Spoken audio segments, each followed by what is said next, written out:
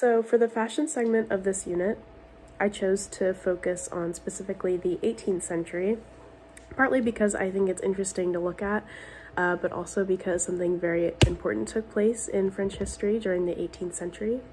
The French Revolution took place from 1789 to 1799, and it's very interesting to see how a historical event like war can change the way people dress.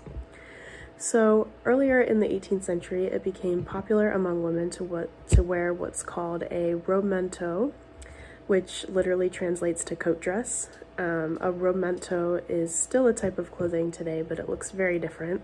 Instead of being like a long and lavish dress, today it's more like a business casual, stylish, knee-length, like trench type coat, worn button-up and belted.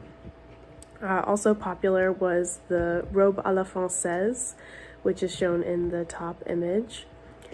This style of dress was distinguishable by the way the top of the dress in the back connected all the way down the skirt.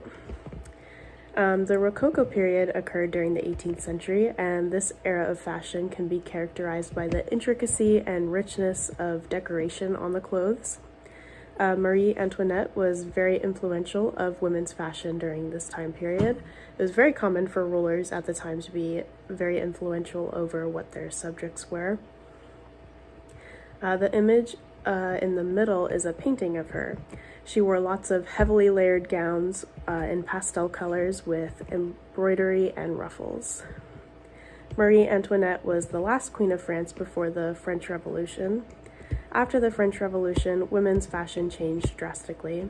As you can see from the painting on the bottom, the neckline on women's dresses became lower, and though it's still a beautiful dress, it's not quite as elaborate or lavish as dresses from the Rococo era.